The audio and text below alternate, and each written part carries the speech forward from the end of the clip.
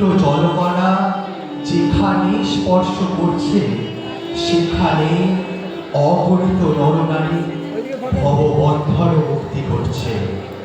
যেন এক করুণা গঙ্গা আজ মর্তে নেমে এসেছে সর্বমানবের তৃষ্ণা মেটাতে। যেখানে সকল জ্বালা জুড়ায়, যেখানে সকল ব্যর্থ প্রয়াস এসে শেষ হয় ব্রহ্মানন্দ সাগরে।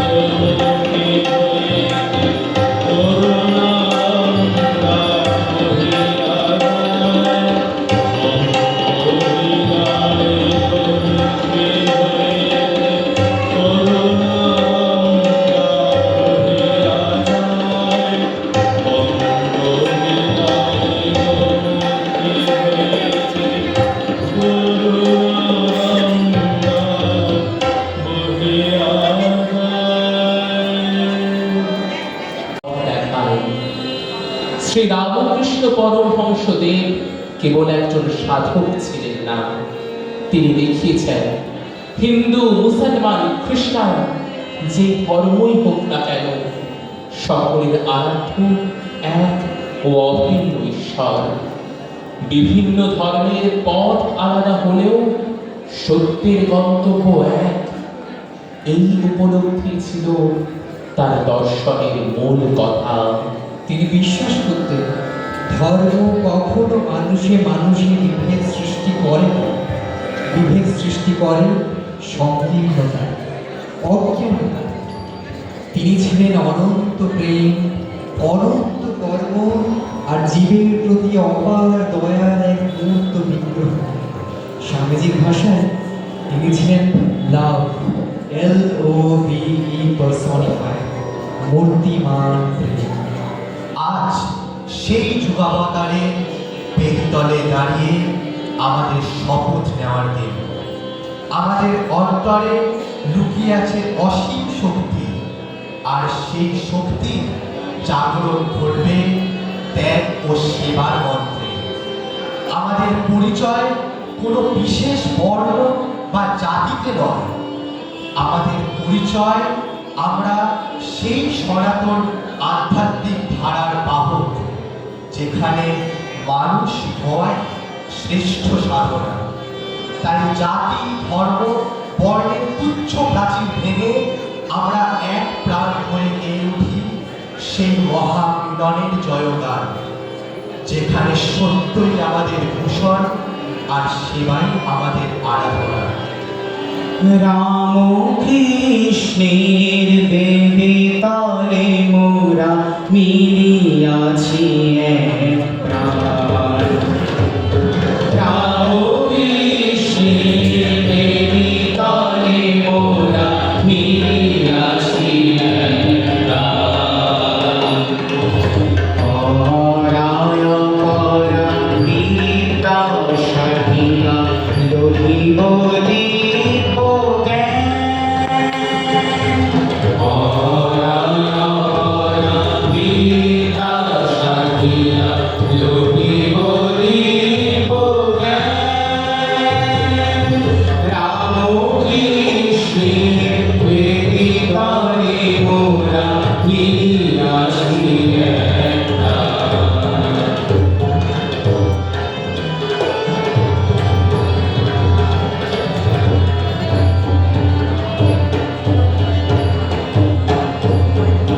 সূর্যে করিয়ানন্দ ভূষণ সত্যের তারে ধরিব জীবন। সূর্যে করিয়ানন্দ ভূষণ সত্যের তারে ধরিব জীবন। সর্বশক্তি আছে অন্তরে জানিয়াছি সন্ধান। জানিয়াছি সন্ধান। সর্বশক্তি আছে অন্তরে জানিয়াছি সন্ধান। জানিয়াছি সন্ধান। রাম কৃষ্ণের বেদে তলে মোরা মিলিয়াছি এক প্রাণ।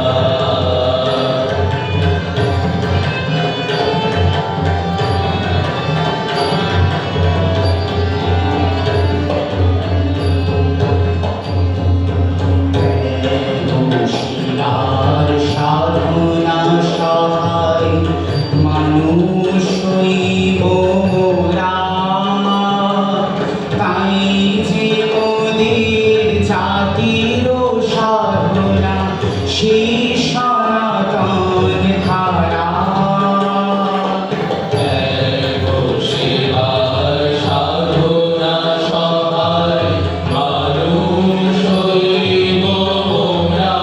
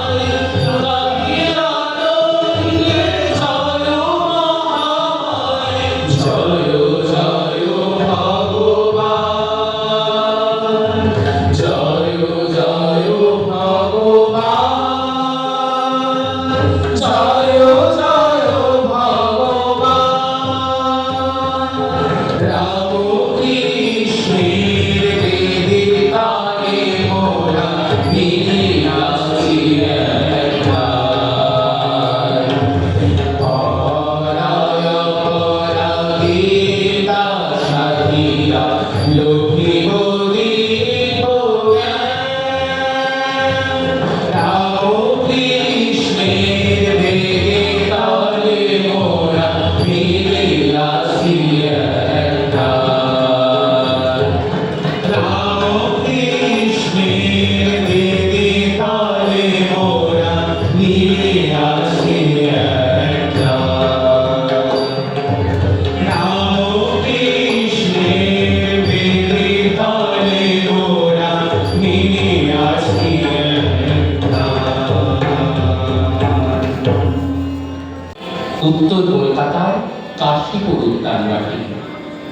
অপরাহ্নের সেই মায়াবী আলোয় ঠাকুর যখন ধীরে ধীরে বাগানে নেমে এলেন, উপস্থিত ভক্তদের মনে হলো স্বয়ং গোলকের অধিপতি মর্তের ধূলিকণায় নেমে এসেছেন। ঠাকুর সেখানে উপস্থিত নাট্যকার গিরিশচন্দ্রকে জিজ্ঞাসা করলেন, গিরিশ, তুমি যে সর্বকে অত কথা বলো, তুমি আমার সম্বন্ধে কি দেখেছ ও কি বুঝেছ? গিরিশচন্দ্র ধমকালেন না, ভক্তি শ্রদ্ধা যোগীদের মতো ভক্ত কুসুমেরা নয়নাভিরাম মোর নয়নাভিরাম নয়নাভিরাম মোর নয়নাভিরাম কৃষ্ণ রাম কৃষ্ণ মোর নয়নাভিরাম যশোদা দুলাল তুমি রঘুপতি রাম যশোদা দুলাল রঘুপতি রাম নয়নাভিরাম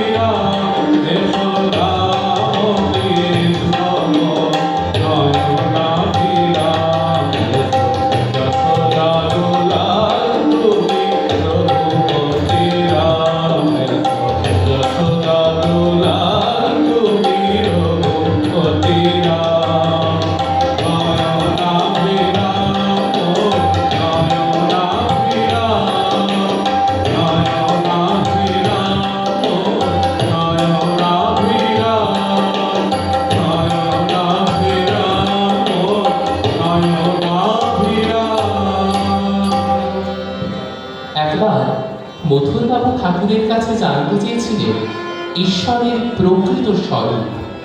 ঠাকুর স্মিতহাস্যে উত্তর দিয়েছিলেন, ওরে সচ্চিদানন্দ যেন এক অনন্ত সায়র। ভক্তির হিমেল হাওয়ায় সেই সাগরের জল কোথাও কোথাও বরফ হয়ে রূপ ধারণ করে, তখন তিনি সাকার।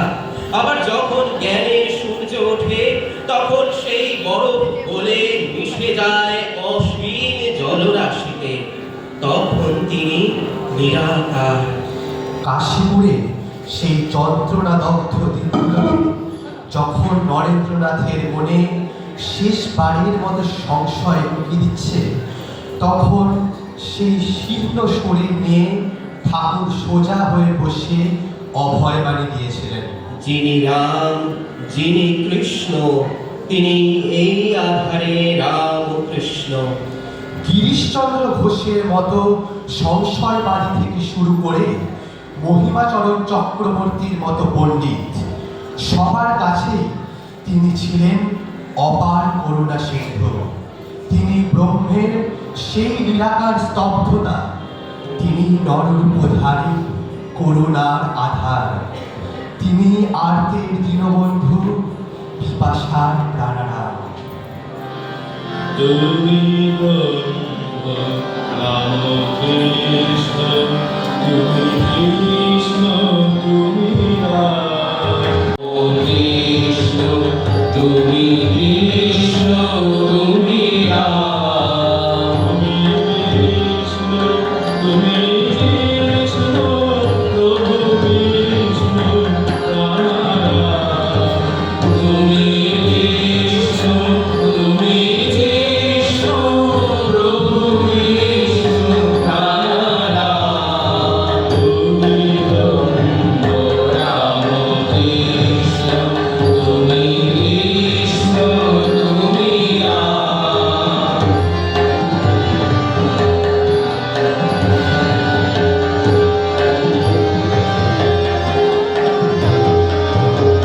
তুমি আগে ও আধার, তুমি ব্রহ্ম নিরাকার।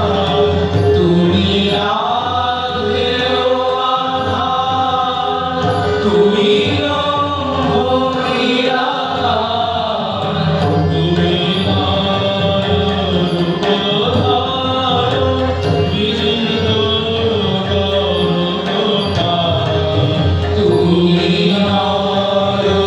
রূপধার বিজিত করুণাকার। তুমি ব্রহ্ম রাম কৃষ্ণ তুমি কৃষ্ণ তুমি রাম।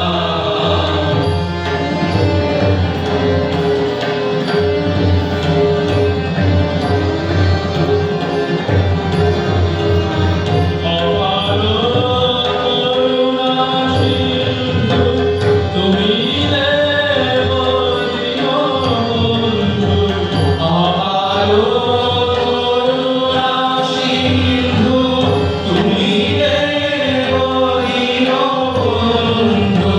চাচিন্দু কৃপাবিন্দু, চরণে ধরি প্রণাম। চাচিন্দু কৃপাবিন্দু, চরণে ধরি প্রণাম। তুমি ব্রহ্ম রাম কৃষ্ণ তুমি কৃষ্ণ তুমি রাম। তুমি কৃষ্ণ, তুমি কৃষ্ণ প্রভু কৃষ্ণ রাম। তুমি কৃষ্ণ, তুমি কৃষ্ণ প্রভু কৃষ্ণ রাম। তুমি ব্রহ্ম রাম কৃষ্ণ তুমি কৃষ্ণ তুমি রাম। তুমি ব্রহ্ম রাম কৃষ্ণ তুমি কৃষ্ণ তুমি রাম। দক্ষিণেশ্বরের সেই পঞ্চবটির ছায়ায় বসে ঠাকুর শ্রী রামকৃষ্ণ একদিন বলেছিলেন, মানুষের জীবন কেমন যেন ঠিক যেন লণ্ঠনের কাজ, ভেতরে একটু ময়লা জমে যেমন আলোর জ্যোতি দেখা যায় না, তেমনি কামিনী কাঞ্চনের আসক্তিতে আমাদের মনের জ্যোতিও ঢেকে যায়। তিনি বারবার স্মরণ করিয়ে দিতেন, এই দেহ মাটির ভাঁড়, আজ আছে কাল নেই। মানুষের পরমায়ু পদ্ম পাতার উপর টলমল করা এক বিন্দু জল, সামান্য আঘাতে যা ধুলোয় মিশে যায়। ঠাকুর বলতেন, কলিযুগে হরিনাম ছাড়া আর গতি নেই, নামের জোরে পাপের পাহাড় ভস্মীভূত হয়। ঠিক যেমন ভোরের সূর্য উঠলে কুয়াশা মিলিয়ে যায়, তেমন ভক্তির রসে সিক্ত হলে মায়ার বন্ধন খসে পড়ে। ঠাকুরের সেই অমৃত বাণীকে হৃদয় ধারণ করেছিলেন তার এক অনন্য ভক্ত দেবেন্দ্রনাথ মজুমদার। 1885 সালে সেই চৈত্র মাস শ্রীরামকৃষ্ণ পদার্পণ করেছিলেন দেবেন্দ্রনাথের বাড়িতে। সংকীর্তনের সেই মহানন্দে ঠাকুর ভাবে বিভোর হয়ে নৃত্য করেছিলেন। সেদিন ঠাকুরের সেই আনন্দ নৃত্য আর ভাবাবিষ্ট শ্রীমুখ দেখে দেবেন্দ্রনাথের অন্তরে সকল সংশয় ধুয়ে মুছে গিয়েছিল। তার কলম থেকে ঝরে পড়েছিল এক অপূর্ব আরতি। মায়ার বন্ধন ছিন্ন করতে, মৃত্যুঞ্জয় আনন্দের শ্বাস পেতে প্রাণের গভীর থেকে ধ্বনিত হোক দেবেন্দ্রনাথ মজুমদারের সেই কালজয়ী আকুতি।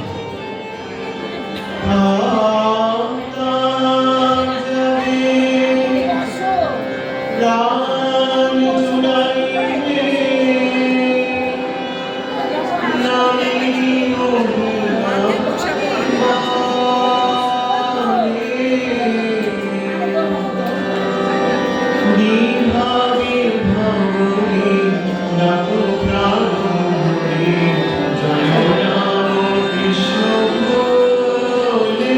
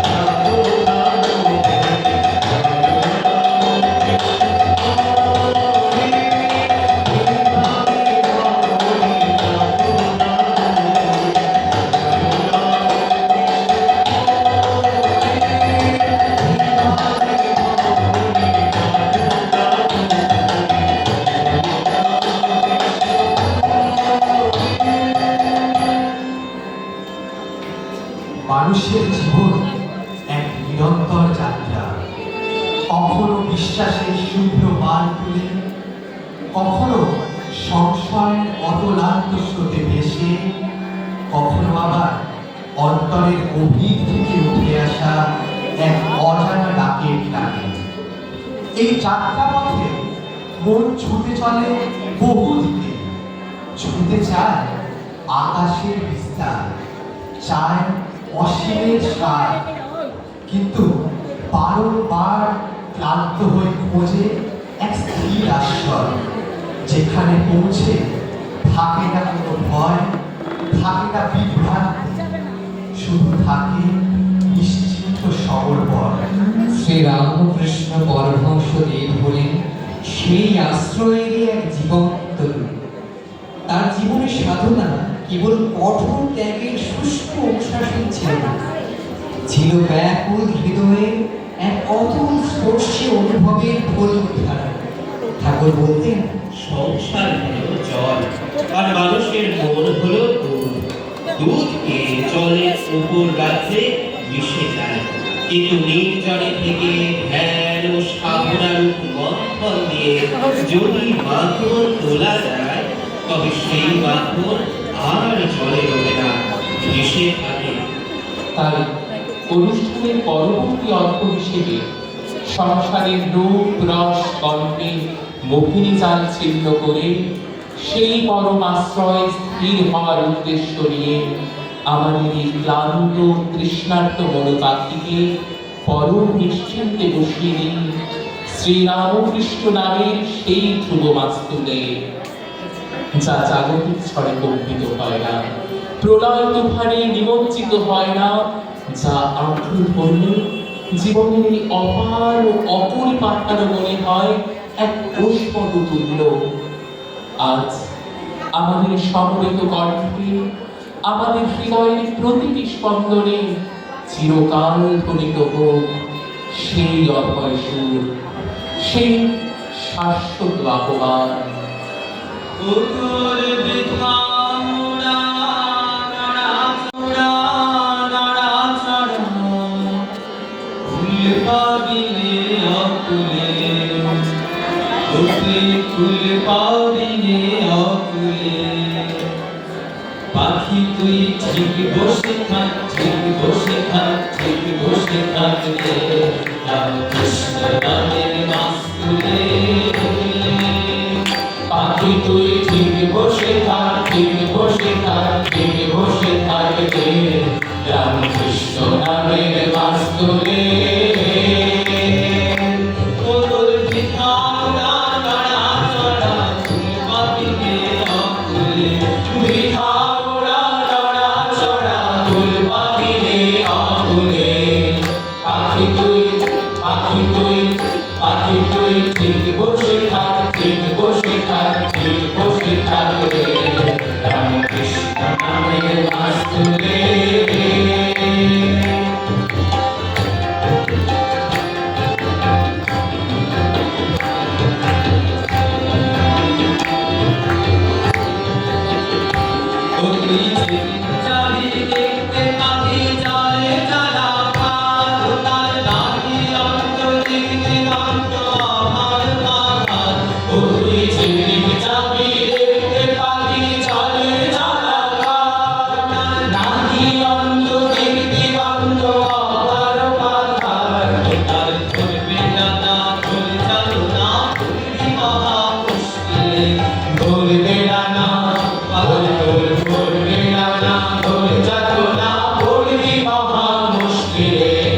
পাখি তুই, পাখি তুই, পাখি তুই ঠিক বসে থাক, ঠিক বসে থাক, ঠিক বসে থাক রে, রামকৃষ্ণ নামের মাস্তুলে।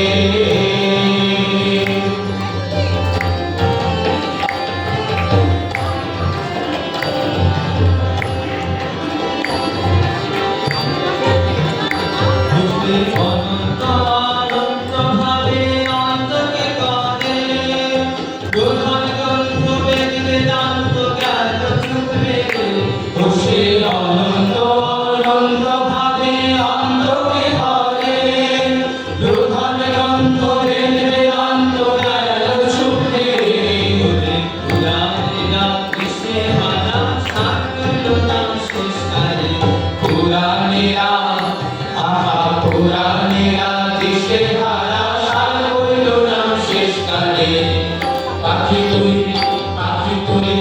পাখি তুই ঠিক বসে থাক, ঠিক বসে থাক, ঠিক বসে থাক রে, রামকৃষ্ণ নামের মাছ তুলে।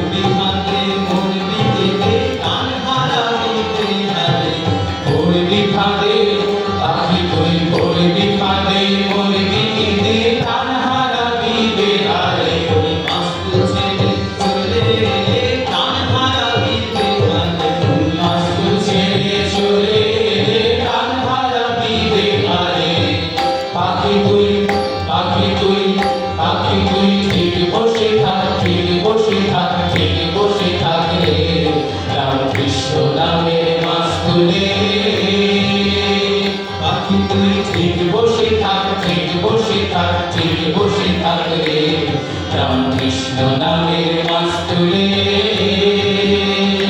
পুতুল বৃথা ওড়া নড়া চড়া মন্দনে অভুলে, বৃথা ওড়া নড়া চড়া ফুল পাগিয়ে অভুলে। পাখি তুই, পাখি তুই, পাখি তুই ঠিক বসে থাক, ঠিক বসে থাক, ঠিক বসে থাক রে, রামকৃষ্ণ নামের মাছ তুলে। পাখি তুই ঠিক বসে থাক, ঠিক বসে থাক, ঠিক বসে থাক রে, রামকৃষ্ণ নামের মাছ তুলে। পাখি তুই ঠিক বসে থাক, ঠিক বসে থাক, ঠিক বসে থাক রে, রামকৃষ্ণ নামের মাছ তুলে। শ্রীমদ্ ভগবত গীতায় শ্রীকৃষ্ণের সেই অমোঘ অভয় বাণী, यदा यदा हि धर्मस्य ग्लानिर्भवति भारत अभ्युत्थानमधर्मस्य तदात्मानं सृजाम्यहम्। অধর্মের অমানিশা যখনই সত্যের পুণ্য জ্যোতিকে গ্রাস করতে উদ্যত হয়েছে, তখনই মর্তধামে বেঁচে উঠেছে পাঞ্চজন্মের শঙ্খনাদ। কখনো তা শ্রী গৌরাঙ্গের প্রেম প্লাবন, আবার কখনো তা শ্রীরামকৃষ্ণের যোগাবতারী চিরন্তন গানে, যার উপস্থিতিতে শুষ্ক মরুভূমিতেও নামে ভক্তির মন্দাকিনী, যার চরণতলে এসে যত্র জীব তত্র শিব, এই মহামন্ত্রে সকল মত আর সকল পথের কল্প এক অনির্বচনীয় মহামিলনের সুরতানে বিলীন হয়ে যায়। তার জীবন কোনো সাধারণ চরিত গাথা নয়, বরং এক চিরন্তন আধ্যাত্মিক মহাকাব্য। ঠাকুর বলতেন, কলিযুগে শাস্ত্রের কঠোরতা নয়, বরং নারদীয় ভক্তি হলো পরম আশ্রয়। তিনি কখনো জননী ভবতারিণীর অবোধ তুলান, আবার কখনো বা বিরোধী রাধার মতো পরিপ্রেমে আত্মহারা দিব্য উন্মাদ।